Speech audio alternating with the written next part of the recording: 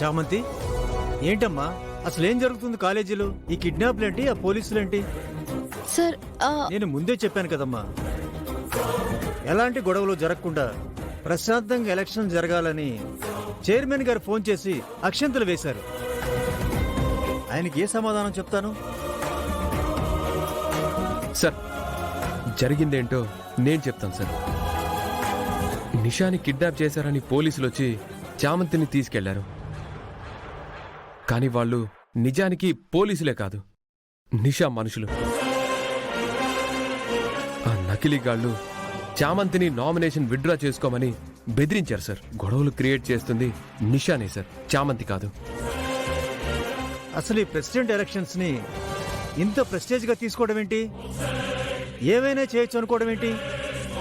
అదే సార్ మేం కూడా అనుకునేది. ప్రశాంతంగా జరగాల్సిన ఎలక్షన్స్ ని ప్రమాదంలో పడేలా చేస్తున్నారు. వాళ్ళ గెలుపు కోసం ఎంతకైనా దిగజారుతున్నారు. ఏం చేయడానికి కూడా వెనకాడడం లేదు సార్.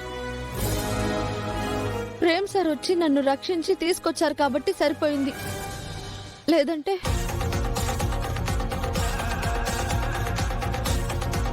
సార్, ఆ నిషాని కిడ్నాప్ చేయించింది, నన్ను తీసుకెళ్లిన వాళ్ళు ఫేక్ పోలీసులు కాబట్టి ఇదంతా నిషా ఆడుతున్న నాటకమే కదా సార్. క్లియర్ గా కనిపిస్తుంది కదా సార్. మీరు యాక్షన్ తీసుకోవాలి సార్.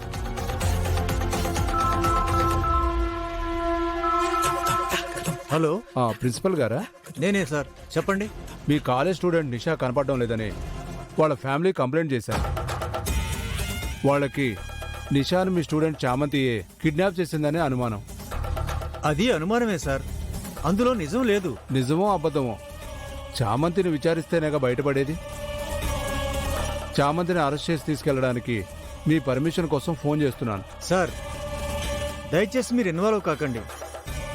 నాకు కొంచెం టైం ఇవ్వండి. ఈ కిడ్నాప్ సమస్యని మేమే సాల్వ్ చేసుకుంటాం. Please sir. Okay sir, but నేను ఎక్కువ టైం ఇవ్వలేను. మా సమస్య కూడా మీరు అర్థం చేసుకోండి. మధ్యాహ్నం వరకే మీకు టైం, ఆ తర్వాత మేము ఎంటర్ అవ్వాల్సి వస్తుంది. Okay sir. పోలీస్ స్టేషన్ నుంచి కాల్ చామంతి. ఫేక్ కాదు, నిజమైన పోలీసులే చేశారు. నిషా కిడ్నాప్ అయిందని నీ మీద అనుమానమని వాళ్ళ ఫ్యామిలీ నుంచి కంప్లైంట్ వెళ్ళిందంట. నేను పర్మిషన్ ఇస్తే నిన్ను అరెస్ట్ చేసి తీసుకువెళ్తానని అన్నారు.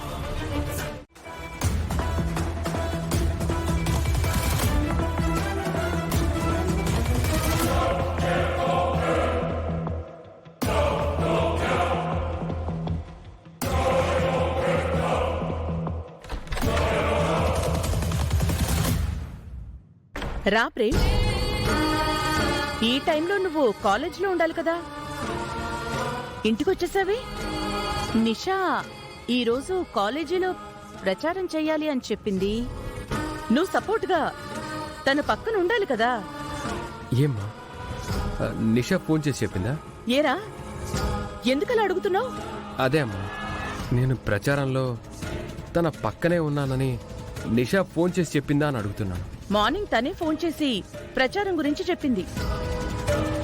నేనే అంటున్నాను ప్రేమ్, నువ్వు కాబోయే భర్తవి కదా, తన పక్కనుంటే తనకదొక హ్యాపీ కదా. వెళ్తానమ్మా, చిన్న పనుండి వచ్చాను.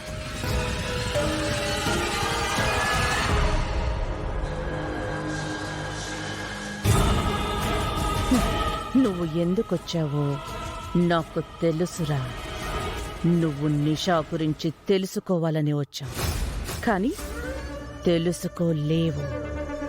ఆ చామంతిని నువ్వు ఎంత కాపాడాలి అనుకున్నా ఈసారి మాత్రం ఖచ్చితంగా కాపాడలేవు. ఎందుకంటే నిషా ఎక్కడుందో నాకు తప్ప ఎవ్వరికీ తెలీదు. సో నువ్వు ఎట్టి పరిస్థితుల్లోనూ నిషా ఎక్కడుందో కనిపెట్టలేవు.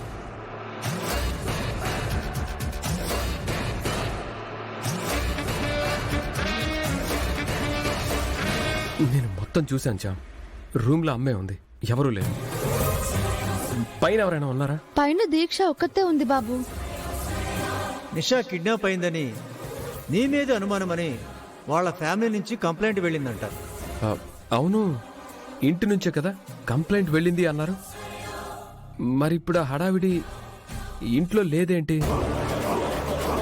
నిషా కాలేజీలో ఉందన్నట్టే అమ్మ కూడా మాట్లాడుతుంది. అది సెల్ఫ్ కిడ్నాప్ చేసుకుంది అమ్మకు కూడా తెలీదా? తెలియకుండా ఉంటుందంటే మాత్రం నేను నమ్మలేను బాబు. మనకు తెలియకూడదని జాగ్రత్త పడుతున్నారేమోనని నాకు అనిపిస్తోంది. ఏం అర్థం కావట్లేదు. ఎలా కనిపెట్టేది? అదే నాకు అర్థం కావట్లేదు బాబు. మధ్యాహ్నం లోపు నిషాని ప్రిన్సిపల్ దగ్గరికి తీసుకెళ్ళకపోతే రియల్ పోలీసులే వచ్చేస్తారు. టెన్షన్ పడకచా. టెన్షన్ పడకుండా ప్రశాంతంగా ఎలా ఉండగలను బాబు?